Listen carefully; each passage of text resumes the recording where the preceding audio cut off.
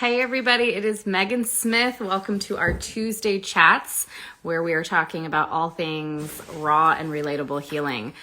Today we have a super awesome guest who we are going to be talking about intuitive eating, nutrition, and how that all intersects with self-love. So I'm going to invite her here. About what she does, and then we're going to dive right into how to kind of balance this whole journey of nutrition and self-love. So hey, Hello. can you hear me? Yes, How I are can. you? You hear me? Yes, I can hear you. Great. All good. Yeah, so we're going to be very just kind of down to earth, raw, relatable chat here about food and body image and self-love, and how I know there's so many people, and a lot of my clients are people who, have been on this journey for so long and are trying to figure out how to balance these like crazy restrictive diets and hating yourself into health versus like self-love and intuitive eating. And we're going to kind of like figure out where that intersection is. How can we be a normal person in the world? How can we enjoy food? How can we nourish ourselves? While also making sure that we are ensuring good nutrition so that we're thriving, but we're balancing that out with, self-love and realistic expectations and all that fun stuff. So that's what we're going to talk about. Do you want to take a minute to introduce yourself and just tell everybody what you do? Yes, thank you so much, Megan. It's so great to be here, first of all. And my name is Thais Harris. I'm a holistic nutritionist and really helping people, mostly women, love themselves into better health. And what that means is that really love as a guiding principle for starting out on a health journey, whether it's about losing or gaining weight or, reversing prediabetes or one of the many different sort of conditions and goals that people come to me for. And I really believe that love is that basic principle, because without it, it's really hard to stay motivated. And I think in a culture where there's a notion of punishment almost with, eating healthy or exercise, there's a certain way in which restricting ourselves, there's like a virtue around that. And I feel like that doesn't carry us for a long time. And it keeps us stuck in kind of like violent ways that we can talk to ourselves. We talk a lot about nonviolent communication in this work, because even though I might not think like I'm not violent myself, but if you analyze some of the thoughts that come in on a regular basis, it can be something that keeps us stuck and like repeating old actions and habits that we're really tired and sick of, but we keep repeating because we are in a loop. And so when we bring love to that and attention without judgment, just really noticing, it's so much easier to then start making choices that are based on that love. And I think when love is the guiding principle, we make better choices, as we would for our kids, right? Exactly. No, I love everything you're saying, and it's right in line, with my message as well. And I think, a couple of things that came to mind when you were saying all that is, for me, my personal experience with food was, growing up as a kid in the 90s where, everything was about being really skinny, and food was just something that I needed to restrict. That's just, for some reason, I just knew that. Nobody particularly was telling me that, but I just knew that I needed to eat as little as possible and I need to be as small as possible. And that's how I was worthy of love. And, and so that never actually motivated me, right? It always ended up backfiring anyways, which was probably my body just making sure I was getting enough food. And then that morphs into, as an adult, then it turns into this healing journey and this healing diet. And it, moves to like, well, now it's not about being skinny, it's about healing my gut. But really for me, it was never about healing my gut. It was about punishing myself for doing something wrong, that I was eating sugar and that was bad. I was eating gluten and that was bad. And I was bad and I needed to, restrict. And it was this whole cycle. And coming to this point where and then for a while kind of going, you know, being in that really restrictive place out of fear and out of hatred. Mm-hmm. And then what would happen is I would start eating the gluten and the sugar and all that. And it was just like them to kind of rebel against that, like, screw this, I don't need to heal, I don't need this. And then I would just go, you know, eat a whole bunch of food that wasn't good for me. Right. And then it was just the cycle, right? But really it had nothing to do with food. It had to do with my perception of myself and how I was speaking to myself and how, you know, what I really valued and what I thought health actually meant. And it was totally different than what I used to think. And, you know, and so it's not about the diet. It's not about the restriction. It's not about rebelling against anything. It's about coming to a place where you're not influenced by outside opinions, but you are in a place where you love yourself enough and you can tune into your intuition and trust that enough to know what the best choices are for you. And if that's, you know, for me, like if that's pizza one day and bone broth another, like it's all, there's like a space for all of it.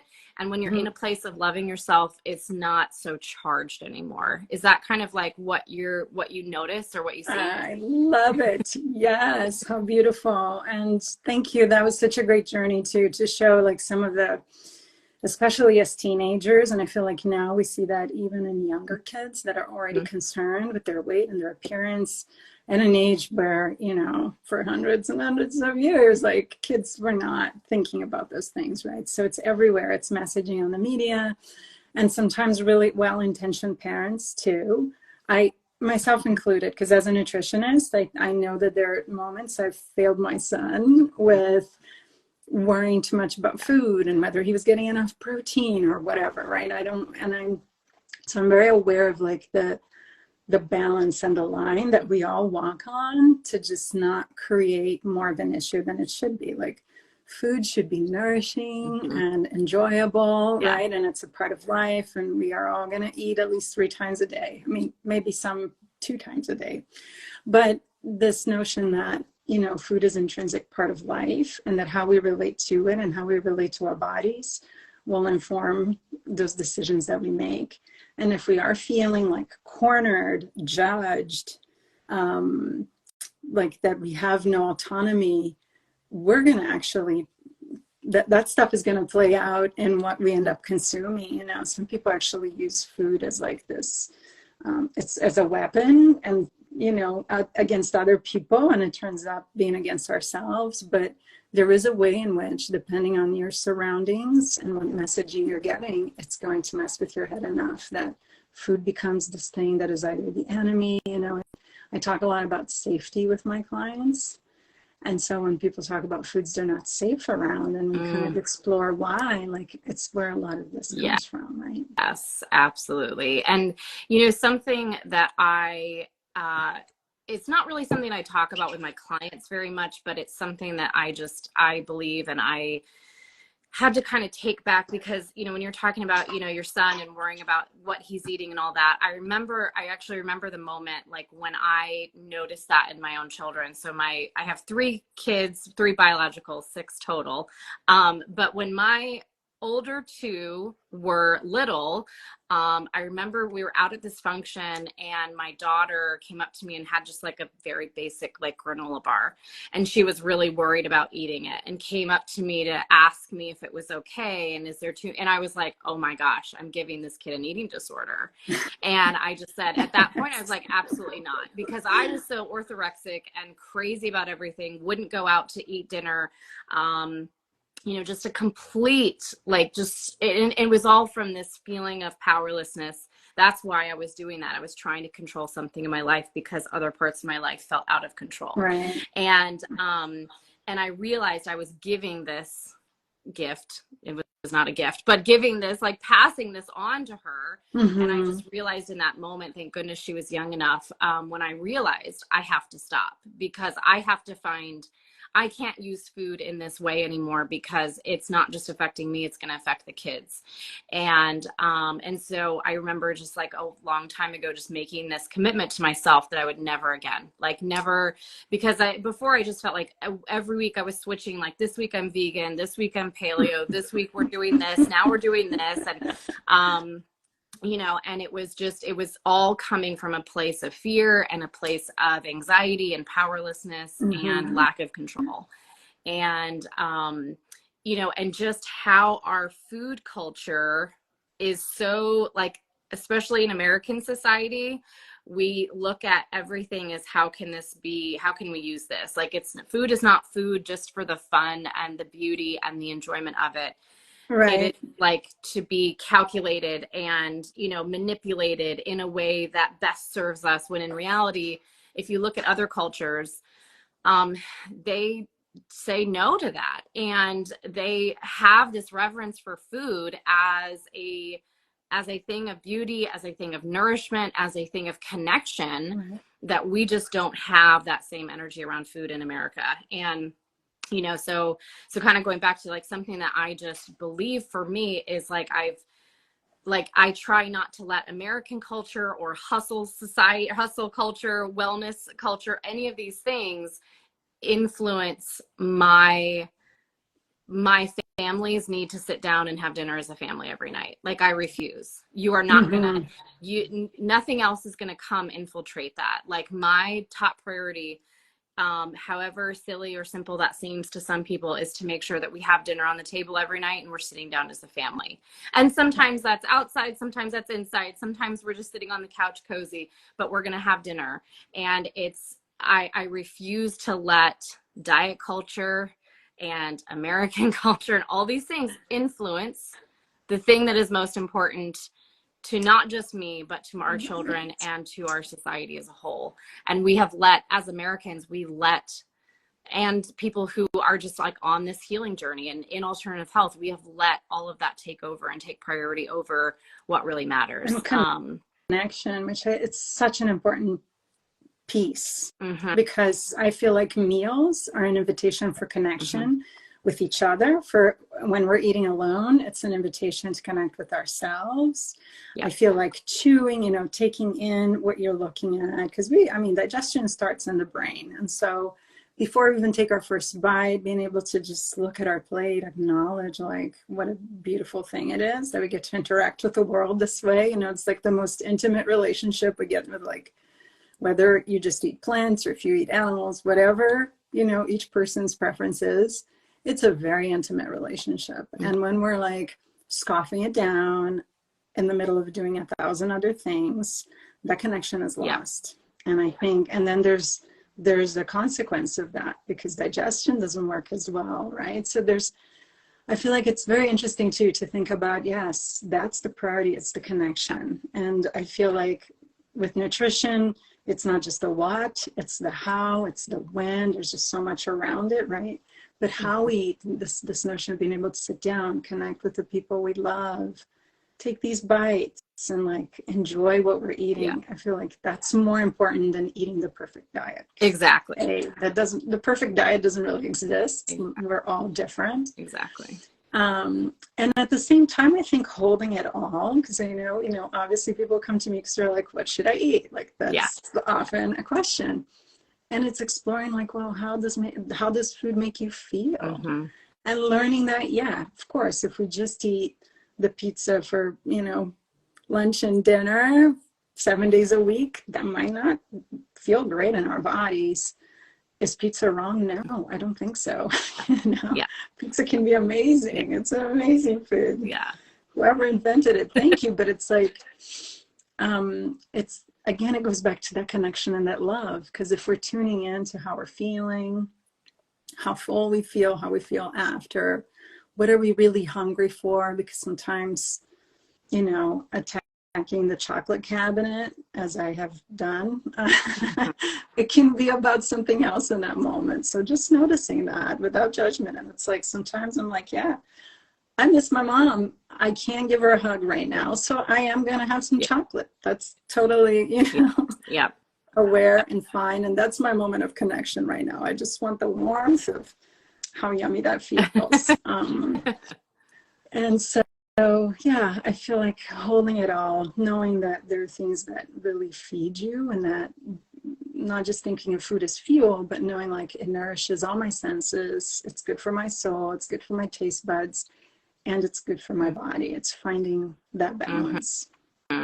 Well, I know a lot of times it's, when I was kind of exploring my relationship with sugar, it was like, okay, I'm lacking sweetness in my life. I'm lacking that really luscious, divine kind of sweetness. And so why am I using sugar to bring that in, rather than like, where else in my life can I have that? And that was more when I was so obsessed with, food being a tool rather Mm-hmm. than a sense of joy. And so when I was in that more orthorexic stage of my life, and stressed so much about everything I put in my mouth, everything was calculated, everything had to be organic, everything had to be this way and that way. I was constantly anxious, constantly overwhelmed, constantly stressed.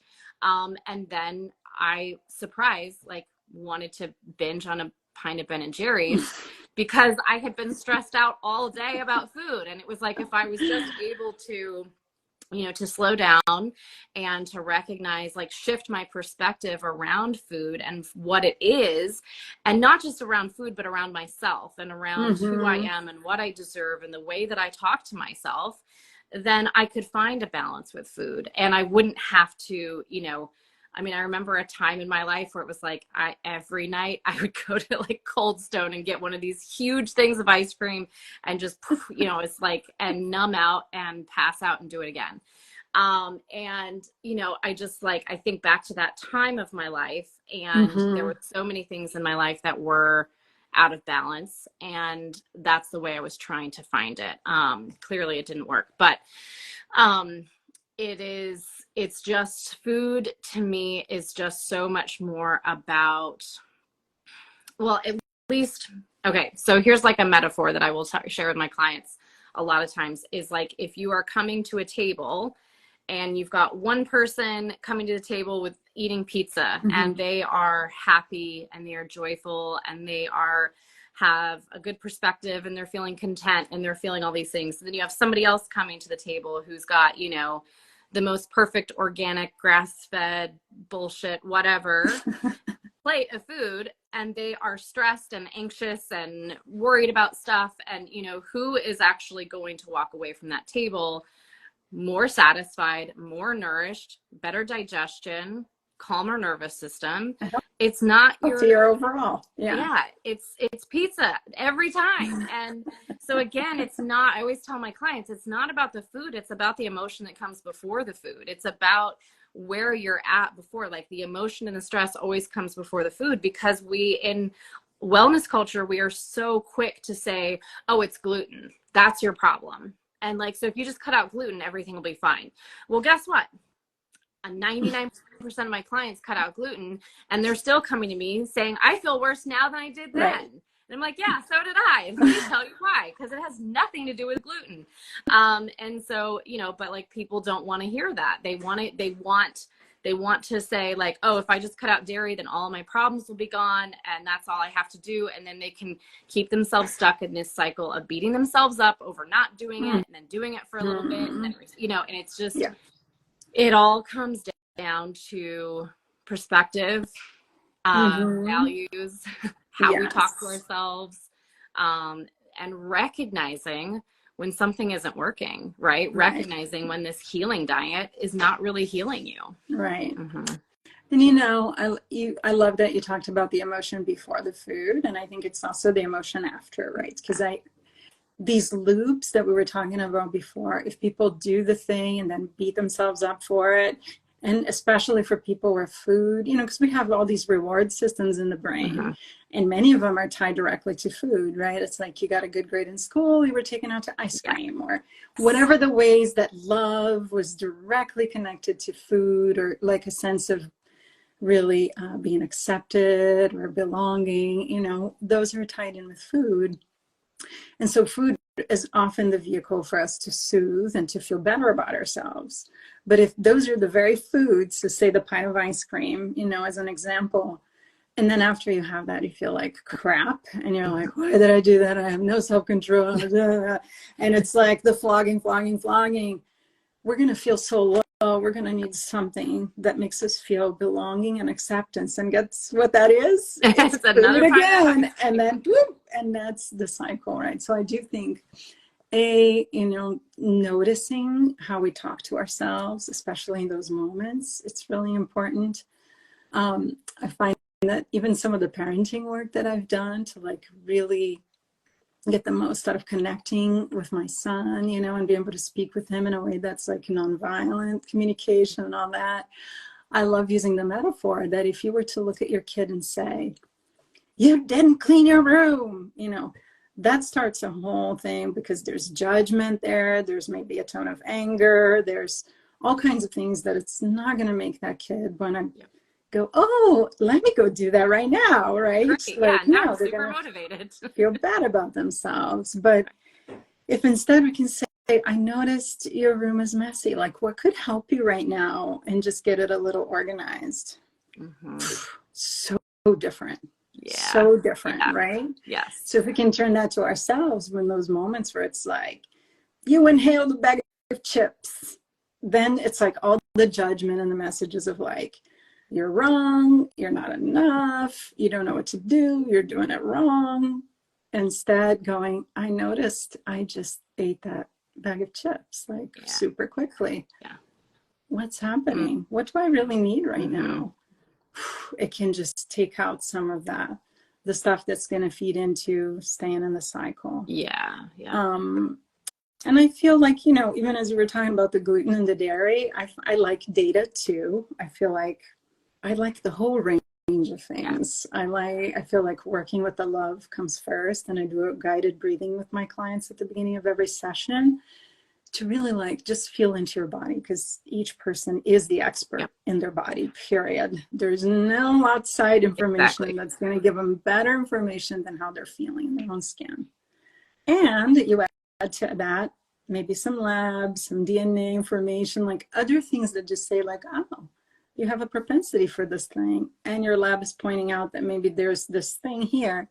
So in some cases, like, try giving up gluten for a couple of weeks. And what can we replace that's not just like a gluten-free product that might have other stuff too, that's like, how can you try that out and really tune into how you feel? Because a lot of people do that and they say, I feel great, I don't feel any different. We add the gluten back in, they're like, fine, I'm going to the bathroom, great, fabulous. But then there's always a percentage of people that go, oh my God, that was it. I had one, she was a gym manager, like somebody that worked out really hard. And she said to me, I've had gut pain for 15 years. And because she was so active, she just always thought I can eat anything, because she worked out 1,000 times a day. Hyperbole. But anyway, she said, I've had gut pain for 15 years and I didn't know I was sensitive to gluten. And that was a big change in her life, and then because she loves herself and did not want to feel that pain, that she thought it's just my regular life. This is just me, like I have pain every day. And then when she didn't experience that, she's like, oh, I like this me better. And then it was easy for her to make that switch. But again, it's not for everyone, and it's not.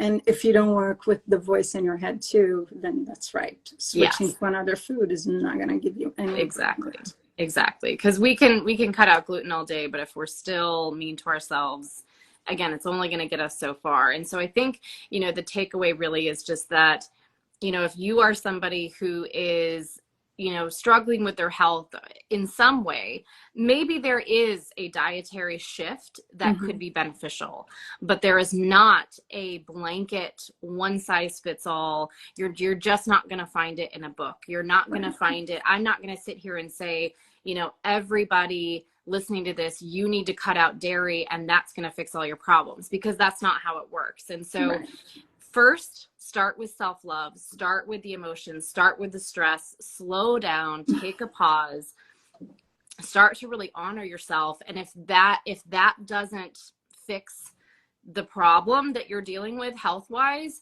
then your next step is to work with somebody so that you can figure out exactly what's going on with your body, because your body is not the same as anyone else's. And so there's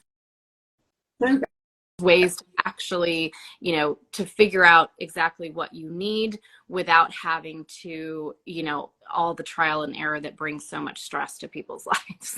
I agree. And this notion that somebody out there knows better, you Yeah. know, which is, it's too bad. Yeah. I mean, I feel like, again, there's always a place and a time for seeking help, like you just said, or obviously you break an arm, you're going to go see a doctor, you know, like there's certain things we can't do for ourselves. Mm-hmm. But I think especially this notion of like having like well-being and really being able to like relax into your own skin and be who you are. Mm-hmm. Food plays into that, and there's a lot that you can do Yeah. on your own that you Yeah. don't need somebody on the outside saying so. Absolutely. And you were talking about other cultures. I grew up in Brazil, and so eating was very different, you know, and like weekends, it would be the whole family around the table. Lunch was actually the main meal of the day versus dinner, and there was a huge emphasis on that. Growing up, we either attended school in the morning or in the afternoons. It's very different in the US. And my parents had a 2-hour lunch break from work. So they would come home, eat lunch, like relax, talk, blah, blah, blah. And then, you know, either drop us off at school when we attended afternoon, go back to work. And sure, it makes for a longer day. It's just very different culturally. Yes. You can't just, you know, eat at your desk in 10 minutes. But there was something about that that felt really special and really important. And globalization has changed a lot, you know, and there's a lot of the culture, even the American culture, that has infiltrated. And so there's a lot changing. And I haven't lived there in over 20 years, but I can see the differences, you know, already. Yeah. No, I have done some traveling, and one of the first times, I guess I was in college and I went to do some volunteer work in Mexico. And that was like really the first time. I had been to other countries before, but this was the first time I had been kind of not in a big touristy Americanized area. And it was the first time I was really able to see that complete shift in culture as far as rest, family, food. Those three big things, you know, that balance that we just do not have in America. And it was really because I was living with a family there, and, you know, it was nobody was getting up and rushing in the morning. You know, everybody had a nice breakfast. They went to work, and then, you know, this nice siesta every day. And then every night it was like 9 p.m. and the whole, you know, the huge family is all together, and they're making this big meal, and everybody's happy and it's loud. And I'm like, this is completely opposite from American culture, and I love it.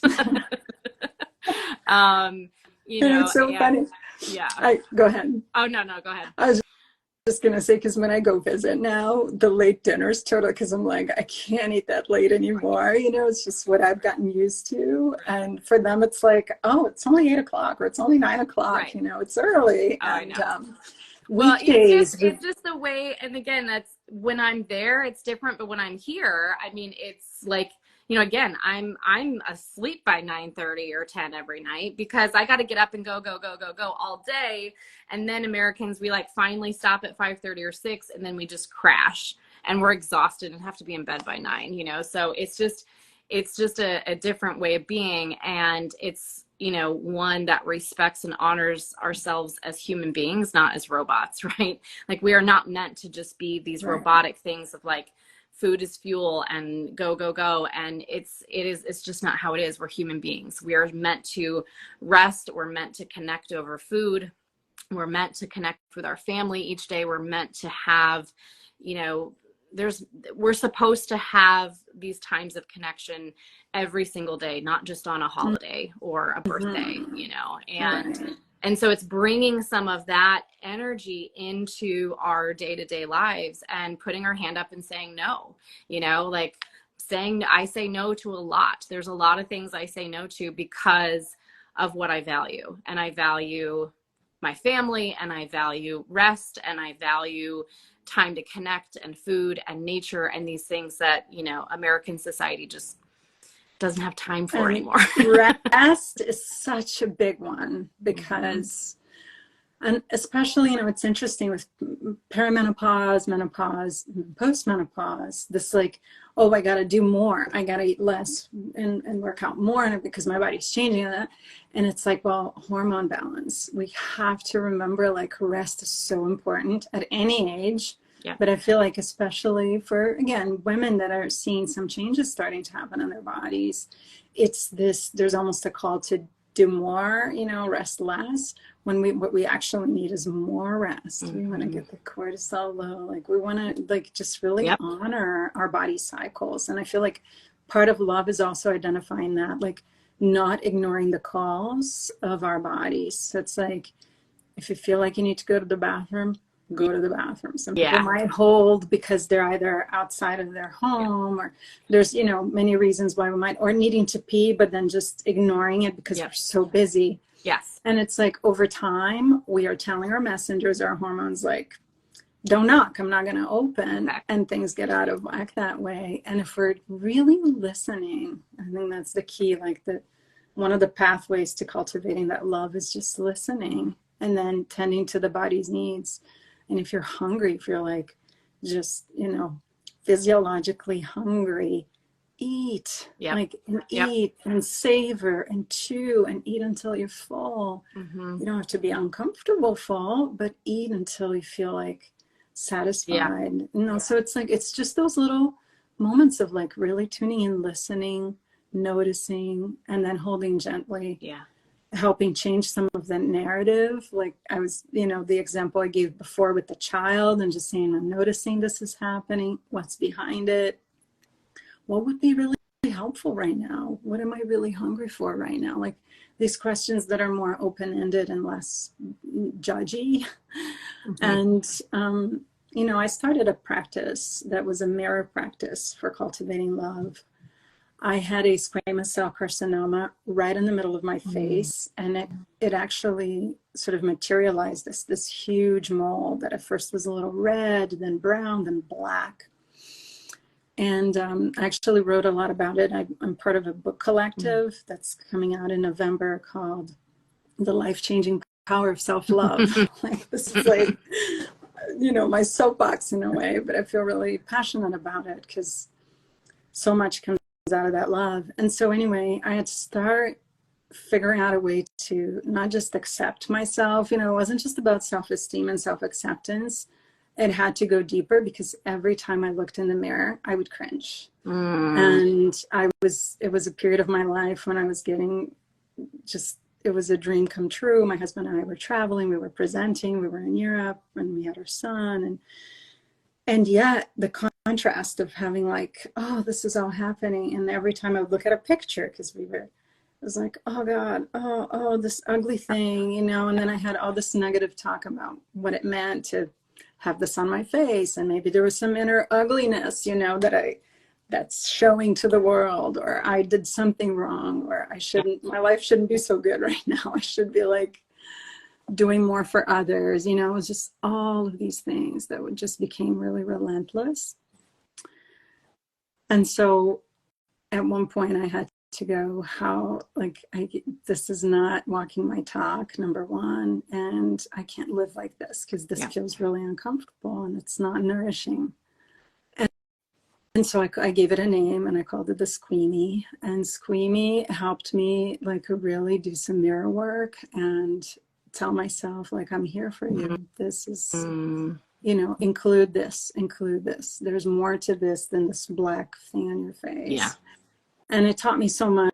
I know we don't have time to go into it now, but it ultimately helped me create this thing of like really greeting myself in the mirror with love, with like excitement, with like, hey, as I would, when I first say good morning to my son, I'm always so happy to see his shining little face.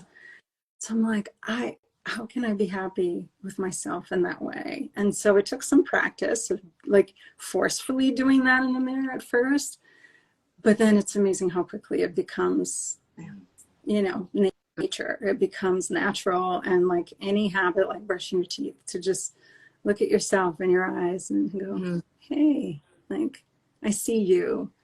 You're awesome. Or whatever message you want to send. I love that. just a little thing that can really help us switch more into that caring, loving way to be with ourselves. Yeah.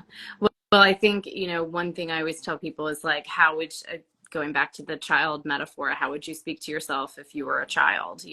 How, if you said the things that you are thinking out loud to a child every day, how do you think that child would feel? Right.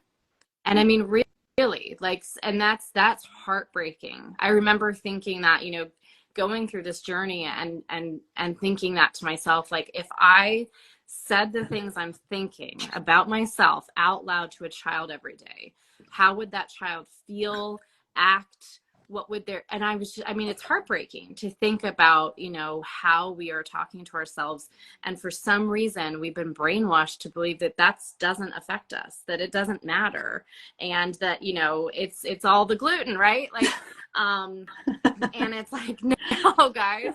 So yeah, I think we could probably talk for about 3 hours about this, but but we'll wrap it up. Okay. Where can people find you if they want more information about what you do? Thank you so much. So here on Instagram, I'm at nourish.together. So the name of my practice is Nourish Together. And the website is nourishtogether.com. So those, and there's a three mindset shifts for loving yourself into better health. Freebie on my website that people can download. And my contact form is right there. So Perfect. Reach out. Perfect. So definitely go grab that. We can all, even if we've been on this journey and we've been working on it and we're aware of it, we can probably still use that. And because we can always be speaking kinder to ourselves, we can always be shifting our perspectives towards greater health and greater love and all of those things. So yes. So thank you so much for joining us today. I think this was fabulous. Thank you so much. I hope all right. Have a good one. We'll talk soon. Bye.